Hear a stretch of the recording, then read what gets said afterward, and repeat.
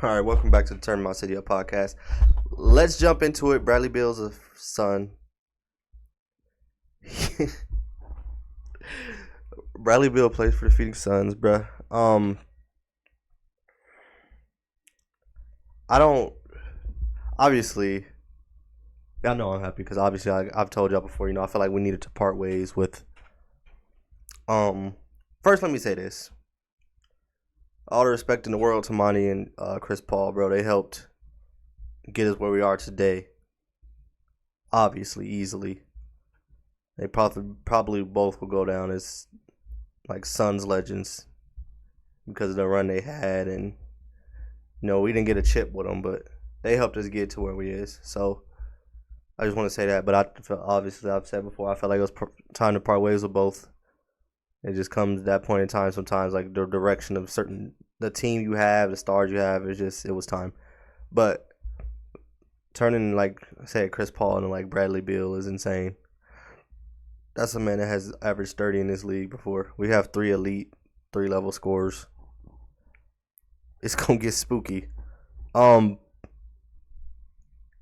Obviously everyone's first thing, because Twitter going immediately, and when it's the Suns too, and when it's Kevin Durant involved, and Book, both of them, trying to slander Book or KD on Twitter just gonna get you numbers. So the cloud chasers, those are easy names to use, to get that cloud, get them likes, get the retweets.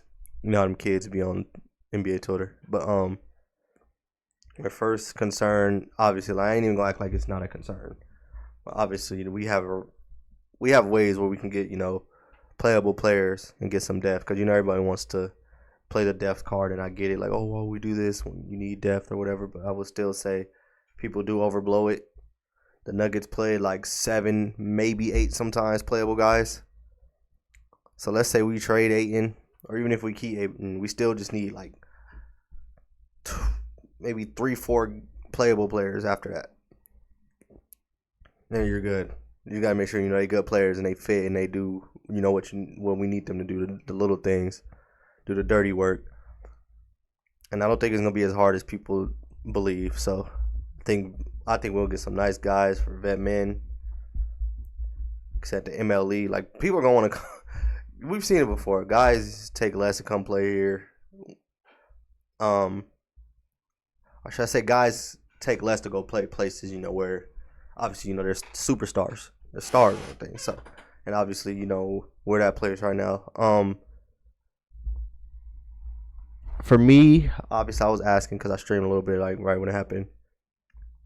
If people want to go the route of keeping DA or trading DA to get the depth, for me, I would trade him, because I honestly believe too that he wants to be somewhere. I don't know either. This is just me.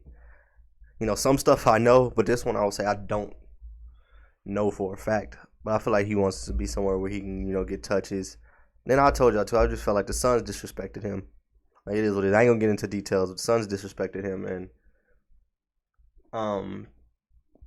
I just feel like he needs to go somewhere new. He needs to change the scenery, because even if he stays too still here, if something go wrong, he gonna be the scapegoat still. Because there's them Suns fans that wanted Luka and treat him weird, and not weird no matter what he does. Even in the 21 run when he was amazing, they was still being a little. You seen people was shy to even still give him credit then, but I think he need to go somewhere where he's. So that's why I would do it. Just I don't want to really have the risk of like he don't really want to be here, because then if he don't really want to be here, it's still gonna be the questions of you gonna be looking like, dude, are you trying your hardest out there? And it's easy to tell when guy really isn't. So if you don't sit down with like they just need to sit down with him. Tell him like, hey man, this is what your role is gonna be. Do you want to be here or not? Like, is you locked in? This is what you want, or do you want us to let you rock? But like I said, I think he's gonna get moved though, just because I feel like it's best for both. Like, because I think wherever he goes, like I said, I think he'll go to one of these Eastern Conference teams, and he'll immediately get 20 and 10 next year. He can get 20 and 10 because he sleepwalks to 16 and 10, 18 and 10.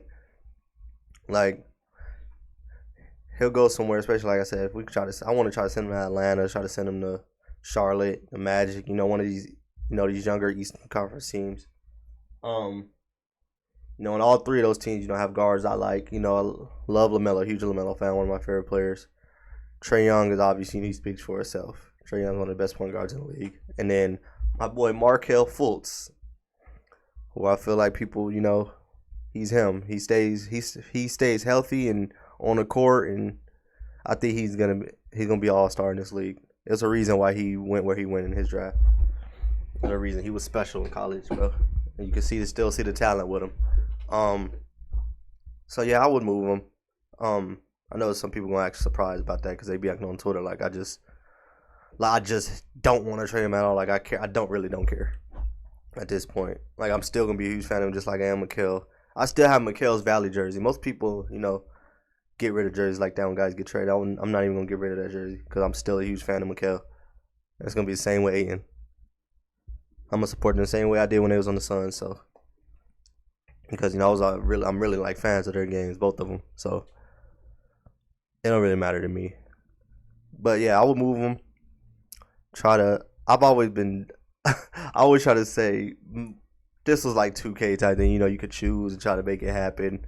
I would do like a Sadiq Bey for like Capella. I said that so wrong. Sadiq Bey and Capella for Aiden is what I would do. So something like that, bro. Just try to get a cool, you know, some little wing player somewhere in the deal, and try to get, you know, like a playable center that's gonna do the dirty work like Capella, and get them on what's called, and we're cooking. We'll be cooking.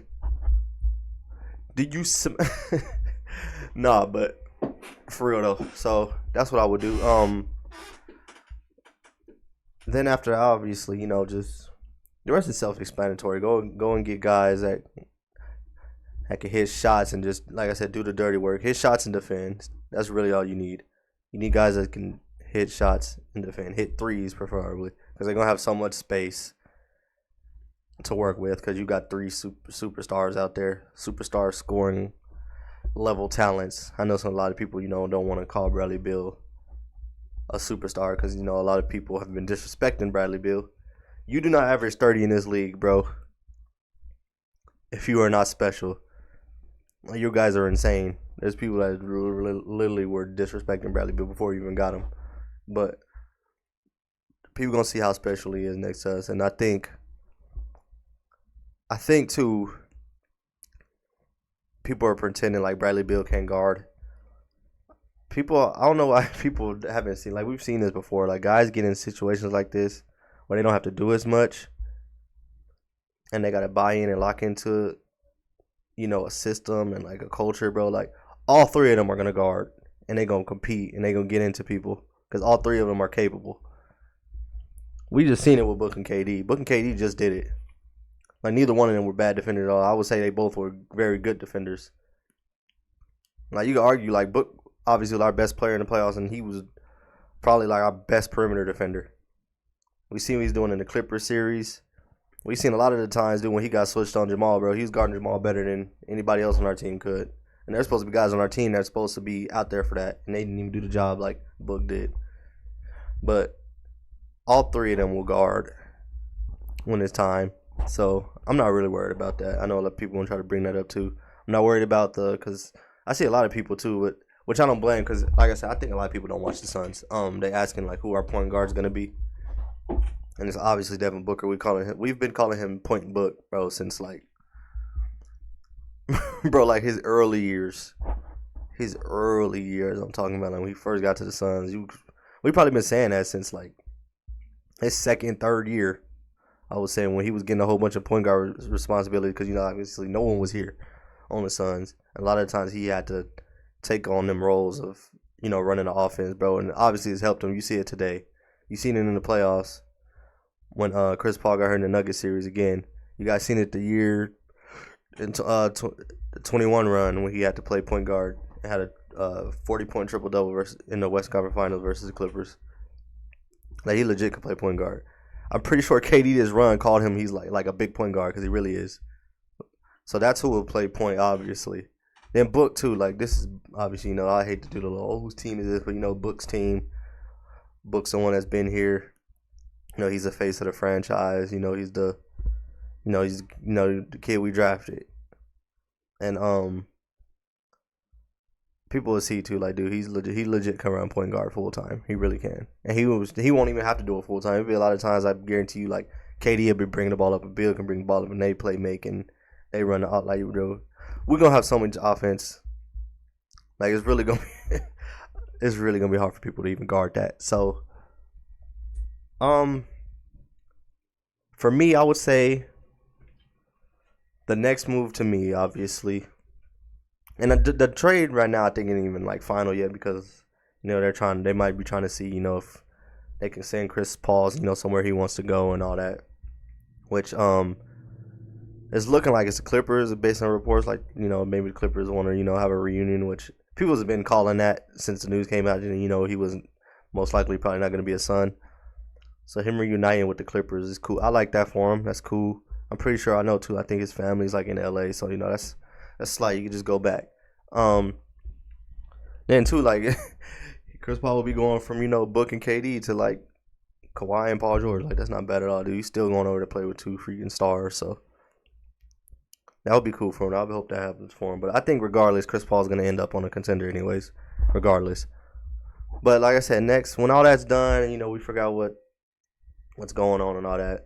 Like I said, the next move for me now to me is try to find DeAndre Ayton home, and you're gonna get that from there, and you work from there, and then start going in with the signings, the vet men's, all that MLEs. But I think you got to start with a DA trade.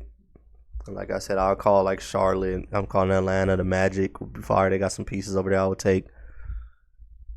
But yeah, I seen. Last thing I want to get into is reportedly we got like there might be somebody else we get from the Wizards in that trade. I believe his name was Jordan Goodwin. And I was asking around because I didn't really know who that is like that. I just watched a few highlights on YouTube or whatever. Seen his measurable, people posting his measurable 6'3" with a 6'10" wingspan is crazy. That's insane, bro. That's crazy. And that would make sense why people say, oh, he's a great defender. That makes sense why. He has the long arms. He's going to get after it. Pretty sure he looked quick on those, those videos I was watching. He's 6'3". Most 6'3" guys are. He's quick out there on his feet. He's going to slide his feet. Has a crazy wingspan.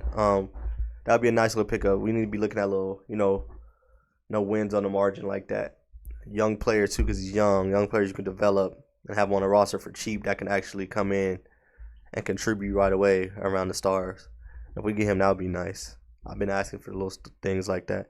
Yeah, no, I heard I was when we let my boy Dwayne Washington go. I was hurt. I know I was hurt when we let my boy Dwayne Washington go. Because I know he's a real bucket for real. And I think right now, like, we could have had him for cheap learning. Imagine him learning behind these three guys. But, yeah, so that's all I really got. I had to get this out because, it's such big news, dude. We have a big three in Phoenix, bro. And it's crazy. And it's like, people know, too, like, my favorite type players, like I've said this before, like 3-level scorers. And we have 3 of them that can score from everywhere. Like, it's not, there's some superstars, they're really good at, getting to the rim, or they're really good at just the mid-range, or they're really good at just shooting threes. All 3 of them are really good at every level. And those are my favorite type of players. Like, people that know me and follow me on Twitter, I know. So I'm just, y'all know I'm happy. This is what I've been wanting. And this finally happened. It took, low-key, I think, like I said, a lot of it took Matt Ishbia, because I think if our old owner was here, I don't think a lot of this is happening. Probably most of it's not happening because I don't think he's pulling the trigger.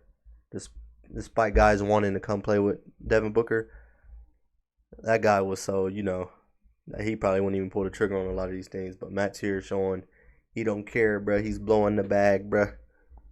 He's blowing the bag. But yeah, I'm gonna just leave it there. Last thing I will say too. I want to think about how I should say this. Well, let's just say this, like, because the people in my mentions be acting so, like, weird, bro, about the Like I told y'all, people act weird about the Chris Paul thing because people be thinking like when I say like we need to move on from somebody, like I just hate them. And I want to just get that out the way once again, dude. Like I don't hate Chris Paul, I don't hate Monty Win, dude. I don't hate nobody. First of all, especially over sports. Like hate is a strong word. I know a lot of people on Twitter like hey, hate players. Like dude, I don't. You hate people you don't know personally. That's insane. Just because I don't think the basketball fit is cooked or it doesn't, I don't like the fit. I don't like, the direction the team is going, or especially my team. Don't mean I hate a person, but I'll just leave it at that. But appreciate y'all watching this episode. We gonna obviously be very busy with these pods this summer because Suns obviously gonna keep making moves and filling out this roster, and I obviously believe other teams gonna be doing a lot of work too. Like I feel like there'll be more big trades and signings obviously this summer, so we'll be locked in. I'm gonna leave it there. Appreciate y'all, and be ready to enjoy this beautiful basketball in Phoenix next year.